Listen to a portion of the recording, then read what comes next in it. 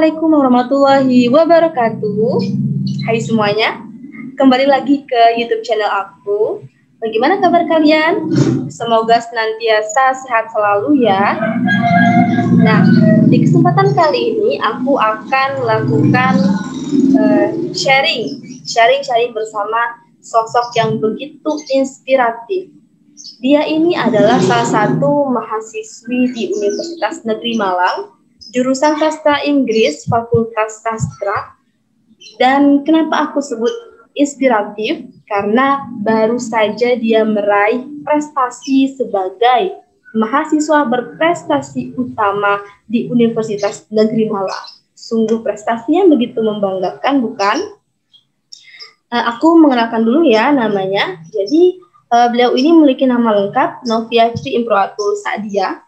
Dia adalah seorang gadis asal Riau yang merantau ke Malang untuk melanjutkan studi S1-nya di Universitas Negeri Malang. Nah, aku yakin kalian pasti udah nggak sabar banget pengen tahu apa sih yang akan kita sharing kali ini.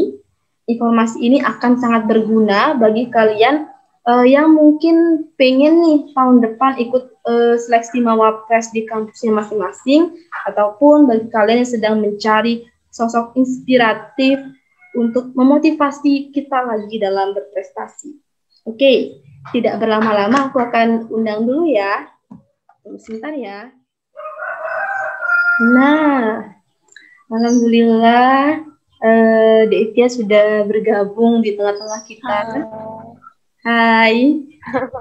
Gimana kabarnya, Dek? Alhamdulillah baik. Baik, gimana kabarnya? Alhamdulillah baik. Oh ya, Mbak pengen tahu nih, sekarang lagi sibuk apa, Devia? Sekarang lagi sibuk kuliah, seperti biasa, sebagai mahasiswa yang baik ya. Kuliah, terus mungkin juga sekarang lagi aktif di Forum Indonesia Muda Malang. Selain itu, nggak terlalu sih. Oh, 2 prioritas lah. Ngomong-ngomong, Devia sekarang sudah semester berapa? Semester 6. Oh iya, Wow. sedikit lagi ya perjalanan ya. Iya, mohon doanya ya biar cepat lulus. Semoga lancar semuanya, amin. Amin. Oh ya, Devia, ini kan baru-baru aja ini kan Devia meraih mahasiswa berprestasi utama di Universitas Negeri Malang. Kan itu capaian yang begitu luar biasa. Nah, sebenarnya kita pengen tahu nih apa sih yang menjadi alasan Devia itu ikut di Mawapres. Oke, sebenarnya nggak ada motivasi yang spesifik gitu ya Mbak. Dulu waktu aku maba, itu kan udah lumayan kenal sama Mbak Sania, Mas Akbar gitu. Terus kalau pembinaan di SC kan biasanya mereka pakai jaket Mawapres kan. Aku tuh pernah mikir gini, aku juga cerita sih di Instagramku. Ngelihat kakak-kakak itu pakai jaket Mawapres kok jaketnya keren ya, kayak seru deh kalau punya gitu. Jadi itu kayak sekedar pengen-pengen doang. Terus kalau balik lagi ke awal tahun kemarin, kenapa mau daftar Mawapres? Sebenarnya nggak yang percaya diri banget buat daftar. Makanya motivasinya pun agak bingung juga kalau ditanyain. Sebenarnya ya lebih pengen ke menggugurkan kepenasaran sih Mbak gitu. Karena dari tahun-tahun lalu kan pengen daftar cuman nggak pernah berani, barulah tahun ini berani daftar. Jadinya kayak ya udah ini tahun terakhir bisa daftar Mawapres, coba gitu. Ya udah akhirnya let it flow aja sih. Alhamdulillah, dan pada akhirnya bisa kan. Oh, itu agak kaget sih sebenarnya. Dan gak nanggung-nanggung ya, Dek? Pertama kali nyoba berarti yang kemarin nih? Iya, ini pertama kali coba. Pertama dan langsung jadi yang utama. Masya Allah. Wah, agak serem ya. Alhamdulillah bersyukur. Berarti memang Devia ini dipercaya mampu membawa nama baik UM di kancah nasional. Oh ya, Dulu aku 2019 lihat Mbak Iis ya di Gracak gitu. Cuma nonton doang tuh 2019. Wah, 2021 ternyata aku punya kesempatan yang sama. Kayak agak lucu aja sih cocok loginya ya. dari nyoba-nyoba taunya kebablasan jadi yang utama ya.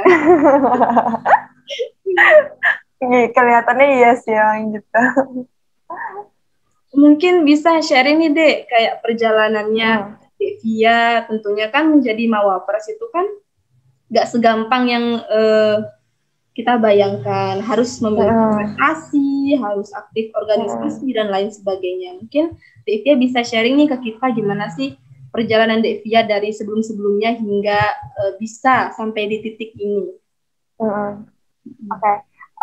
Di sejak aku maba ya Mbak, itu kan pengen ya, kalau maba kan masih idealis nih, wah pengen aktif di organisasi iya, prestasi iya gitu. Cuman semakin lama kayak udah semester 3, 4 gitu, aku mikirnya kayaknya emang aku nggak bakat di prestasi deh gitu. Ya udah deh, kayaknya aku mending aktif di organisasi aja gitu. Jadi makanya lumayan aktif di UKM, terus juga di program-program kepemudaan gitu. Sama sekali nggak pernah aku kepikiran ngumpulin semua lomba atau prestasi yang aku punya tuh untuk daftar Mawapres tuh nggak pernah. Ya aku ikut lomba, ya aku cuman pengen aja gitu. Jadi kadang aku bingung kalau ditanyain motivasi untuk ikut ini, ikut itu tuh kadang aku bingung jawabnya. Karena sering kali aku berpikir aku pengen ikut ini ya karena aku pengen aja gitu.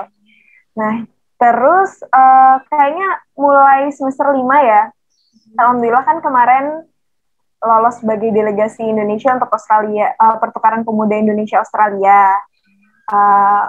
Ya qadarullah acaranya virtual gitu, cuman tetap dapat sertifikat internasional kan. Jadi kayaknya itu menjadi prestasi yang paling tinggi poinnya untuk rekap prestasiku gitu. Itu pun ketika setelah selesai program itu pun aku masih nggak percaya diri kalau untuk daftar Mawapres, karena teman-teman Mawapres kan banyak yang anak PIMNAS, anak KBMI, LKTI, segala macam. Pokoknya mereka karya tulis tuh keren-keren gitu. Sedangkan aku tuh nggak pernah sama sekali ikut lomba karya tulis. Jadi waktu itu lah nggak terlalu percaya diri. Tapi sejak awal tahun, Mbak Sofia, mungkin Mbak Is kenal ya, kakak tingkatku di jurusan, itu udah ngajakin aku terus, daftar aja gitu. Karena udah sering kali digituin, aku jadi nggak enak sendiri. Ini Mbak Sofia udah ngajakin aku, masa aku nggak ini sih, apa kayak nggak menghargai gitu kan kalau aku nggak ikut, nggak enak jadinya. Ya udahlah, coba aja. Jadi ya untuk menggugurkan kewajiban lagi selain menggugurkan kepenasaran itu ya, akhirnya ya fakultas. Terus seleksinya ada beberapa macam kan, kayak bahasa Inggris, terus juga presentasi karya tulis, wawasan kebangsaan, yaitu. Terus itu aku masih nggak percaya diri tuh Mbak, karena rivalku di situ kan ada yang tahun lalu juga ikut Mawapres. Jadi kayak, oh ya udah nih kayaknya aku nggak bakal dapet juga gitu. Ya nggak bakal dapet juga. Jadi ya udahlah. Nah mungkin itu ya Mbak, aku udah dari awal udah nothing tulus. Aku nggak ekspektasi apa-apa, aku nggak terlalu berambisi. Jadi aku nggak terlalu beban banget untuk ngejalanin seleksinya. Setelah itu pengumuman lah fakultas. Loh, kok aku bisa masuk 3 besar, sedangkan 2 nama lain yang tahun lalu ikut tuh nggak ada. Ya aku kaget dong, ini beneran nggak sih gitu kan. Reaksi pertama aku tuh justru ketawa, Mbak. Bukan yang kayak terharu atau apa, tuh aku ketawa. Kok bisa aku gitu. Mulai nanya ya. Saking, ya, iya, kok bisa aku lolos ya gitu. Kemarin yang ikut di sastra. Nah, ikut seleksi di sastra itu ada 10, Mbak. Banyak ya? Ada 10. Iya, lumayan banyak di sastra. Udah gitu kan banyak yang jago-jago juga kan. ada anak Pimnas juga di situ. Aku pokoknya kalau udah lihat anak Pimnas tuh udah kayak yo wow wow gitu, jadinya udah agak minder lah gitu. Terus ya udah setelah setelah lolos fakultas kan langsung diarahin ke universitas. Di universitas pun aku dari awal udah nggak ekspektasi apa-apa. Ya udahlah, orang udah masuk universitas ini udah keren nih, aku udah bakal punya jaket Mawapres nih gitu kan, yang dari dulu aku pengenin. Terus aku juga ngikutin seleksinya ya, aku tetap belajar, aku tetap memberikan yang terbaik yang aku bisa gitu. Tapi aku tahu juga orang-orang pasti akan berbuat hal yang sama gitu. Jadi aku pun nggak terlalu berekspektasi yang terlalu tinggi di universitas. Setelah itu pengumuman lah 11 besar untuk 9 sarjana juga. Itu harus diminta untuk balik ke Malang. Waktu itu aku masih di Riau. Oh, Jadi hari ini jadi pengumuman, jauh. iya kemarin tuh aku di Riau. Jadi hari Kamis pengumuman, itu hari itu juga aku beli tiket untuk berangkat hari Sabtu. Masya Allah, demi Mama. Jadi itu bener-bener itu aku mikirnya kayak di Geracak nih, tahun lalu kan nggak ada di Geracak ya Mbak, karena di Geracak jadi kayak oke, ini pengalaman sekali seumur hidup, kapan lagi gitu. Dan alhamdulillahnya orang tua aku ngedukung aja, mau bayarin juga untuk tiketnya gitu kan. Jadi udah waktu udah sampai di Malang, ada pembinaan juga dari Fakultas Sastra. Jadi sastra tuh benar-benar memfasilitasi banget untuk aku grand final, karena dari sastra kan cuma satu yang masuk yang masuk 9 besar atau 11 besar itu. Ya udah itu mulai latihan presentasi KTI, terus juga untuk Q&A-nya. Q&A itu juga ada latihannya sama dosenku. Jadi emang lumayan intens lah, cukup intens untuk pembinaan dari sastra. Jadi alhamdulillahnya ketika hari grand final pun itu aku udah cukup siap untuk menghadapi ya presentasinya ataupun Q&A-nya gitu. Terus ya udah let it flow, dan nggak nyangka waktu udah pengumuman ternyata aku dapat juara satu, aku langsung nangis. Jadi untuk pakai masker ya, kalau nggak pakai masker itu tuh udah kelihatan banget make upku udah jelek karena aku nangis segala macam. Gitu. Itu sedikit cerita singkatnya lah. Padahal nggak singkat ya. Merinding loh dengar, maksudnya dari yang awalnya Devia yang nggak punya ekspektasi apa-apa, ya udah ya ngejalanin ya diikutin, tahunya malah Devia yang terpilih. Itu kan sesuatu yang apa ya, di luar ekspektasi banget kan. Banget Mbak, karena sebenarnya targetku tuh juara 2 walaupun dari fakultas juara 1 ya, tapi dari aku tuh pengennya ya udah masuk 3 besar, ini juga udah bagus gitu kan. Jadi waktu udah pengumuman juara 2, aku bukan namaku gitu. Masa aku 1 sih gitu kan. Jadi kayak wah kayak nggak mungkin, tapi pas diumumin tuh kaget banget. Alhamdulillah. Alhamdulillah. Oh ya Dek, kan seperti sebelumnya Devia kan katanya tadi belum pernah nyoba jadi daftar di seleksi Mawapres kan. Nah pastinya kan setelah sekarang langsung nih sekali daftar langsung jadi Mawapres utama, pastinya kan ada perbedaan yang Devia rasakan. Mungkin itu dari beban Devia ngerasa aku harus lebih bermanfaat lagi atau gimana. Mungkin Devia bisa cerita apa sih perbedaan yang Devia rasakan sebelum dan sesudah menyandang gelar Mawapres utama UN? Sebenarnya aku nggak merasakan perbedaan yang signifikan ya, aku tetap aku Via gitu kan. Cuma memang ada sedikit perasaan itu sih, kayak karena aku tahu ketika aku juara 1 kemarin, ketika aku jadi Mawapres utama, perjalanannya tuh nggak selesai sampai situ. Ada lagi yang harus aku jalanin, dan aku tuh nggak mempersiapkan diriku untuk itu kan Mbak, karena aku nggak ekspektasi apa-apa.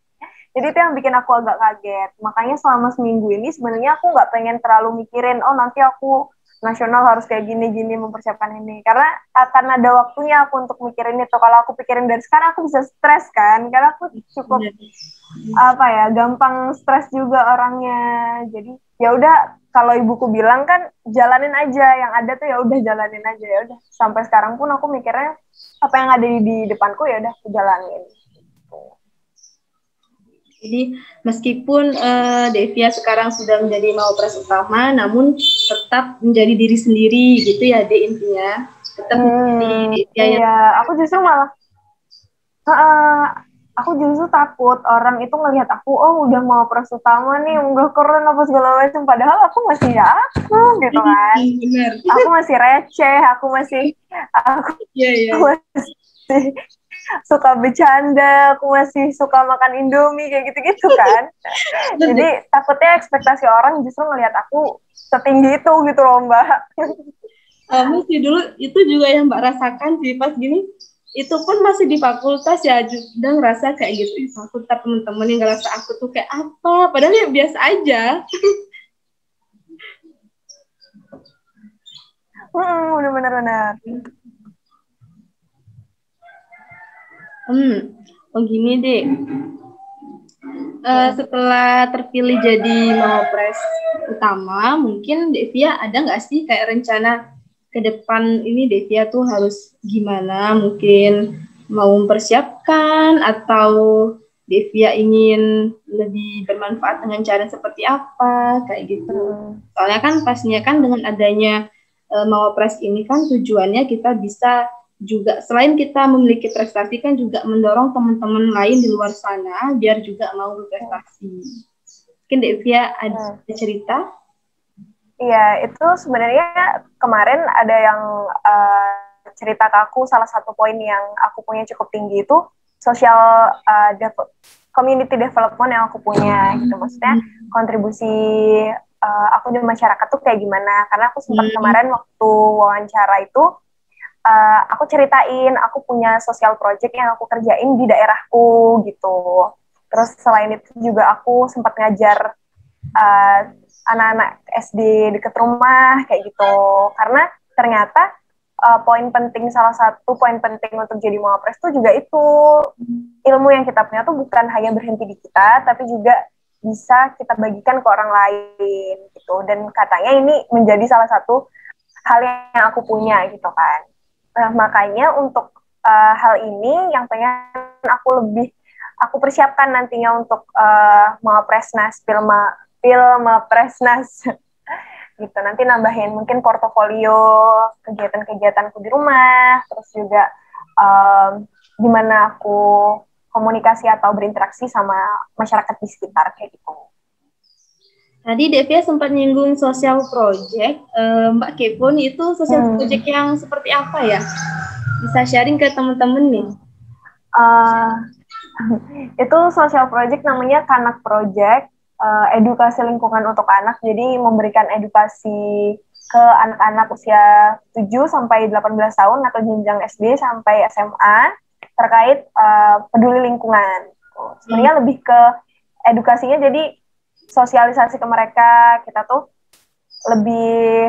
harus lebih sering bawa tumbler sendiri daripada beli air kemasan, terus juga bawa kantong sendiri daripada bawa kantong plastik, kayak gitu sih. Karena menurut aku ini salah satu hal yang urgent untuk kita ya di Indonesia saat ini dengan permasalahan lingkungan yang cukup besar. Masya Allah, semoga programnya terus berjalan dengan lancar dan nantinya bisa memberikan impact yang lebih luas lagi. Ini deh, dari tadi kan kita ngomong-ngomong mengenai mawapres, motivasi, perjalanan dan sebagainya. Mungkin Devia ada nggak tips-tips nih buat mungkin ada adik-adik nih yang lagi lihat video ini yang juga pengen jadi mawapres di tahun berikutnya. Ada nggak sih tips-tips buat mereka nih? Kalau tips mungkin yang pertama rekap prestasi ya. Ya kalau ikut kegiatan-kegiatan coba direkapin, karena takutnya kalau mendadak tuh kayak aku kemarin kayak bingung apa nih yang harus kesiapin gitu kan. Mungkin banyaknya prestasi ya? Enggak, maksudnya bingung aja nih mana yang bisa dimasukin, mana yang enggak, karena terlalu banyak hal yang kecil sebenarnya kan daripada yang besar prestasinya. Terus selain itu apa ya, KTI-nya tuh benar-benar diperdalam lagi. Kemarin alhamdulillah aku sangat dibantu oleh dosen pembimbing untuk KTI-nya, jadi banyak dikasih feedback, terus hal-hal apa aja yang harus diperbaiki kayak gitu. Yang ketiga mungkin ya jangan terlalu berekspektasi tinggi. Ini mungkin klise ya kedengarannya, cuman buat aku ini sangat penting gitu, karena seringkali ekspektasi kita sendiri yang membunuh kita gitu. Aku punya temen yang dia sangat berambisi untuk dapat ini. Tapi ketika nggak dapat, dia stres sendiri gitu. Jadi buatku kalau ketika kita ikut sesuatu, kalau mau ikut Mawapres, ya jadikan ini sebagai wadah belajar. Bukan cuma sekedar aku akan jadi Mawapres, aku jangan jadi Mawapres utama, nggak gitu. Tapi Pilmapresnya nanti, pemilihannya, masa seleksinya pun akan menjadi wadah kita buat belajar. Karena aku percaya semua hal itu bisa jadi wadah belajar kalau kita beneran melihat itu dari perspektif yang lain gitu. Tapi bukan berarti dengan kita nggak berekspektasi, selanjutnya kita nggak berusaha, ya tetap berusaha. Kita tetap berusaha sebaik kita, semampu kita, seberapa besar yang kita bisa, ya udah kita kerahin. Tapi setelah itu, ya udah, nggak usah berpikir yang terlalu tinggi lagi. Jadi kalau dalam Islam kan kita belajar ikhtiar, doa, tawakal ya Mbak. Itu sih kayaknya udah pas banget. Ya kita ya udah berdoa, kita tetap berusaha, setelahnya ya udah let God do the rest. Terserah Allah nanti akan memberikan kita tuh seberapa atau yang mana gitu. Ya, mungkin itu sih. Wah, sangat klise ya, sok motivasi deh gue. Bener loh, Dek. Jadi selain kita mempersiapkan persyaratan berkas-berkas itu, dan yang terpenting kan adalah menjaga niat kita. Kalau di awal niat kita tuh belajar, insya Allah apapun hasilnya tuh kita bisa istilahnya apa ya, legowo atau ikhlas menerima. Ya karena emang dari kita pengen belajar. Daripada kita pengen dapat gelarnya nih. Nah, kalau udah niatnya kayak gitu, dari awal tuh sudah ngerasa beban, harus juara 1 dan sebagainya. Dan kalau nggak kan itu kita tuh jadi down. Padahal kalau dengan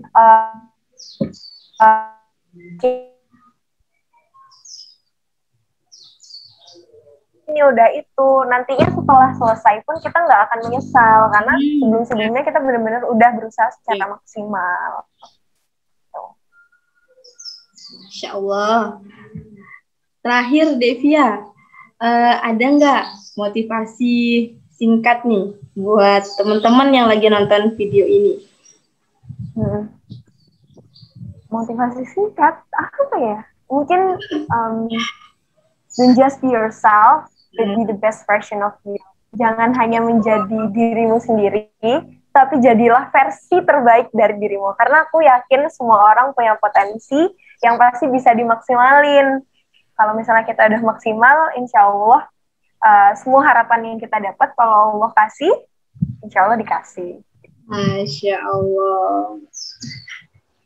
Gimana? Aku malu deh Mbak, kayak aku terlalu motivational gitu. Gak apa-apa deh, kan biar yang lagi lihat video ini juga jadi termotivasi, jadi terinspirasi dari kisahnya Devia.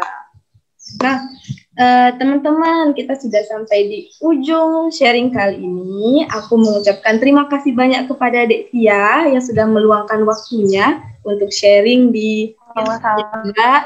Semoga kedepannya Devia semakin sukses, Pilmapresnya lancar, bisa memberikan yang terbaik, dan tentunya bisa mengharumkan nama Universitas Negeri Malang.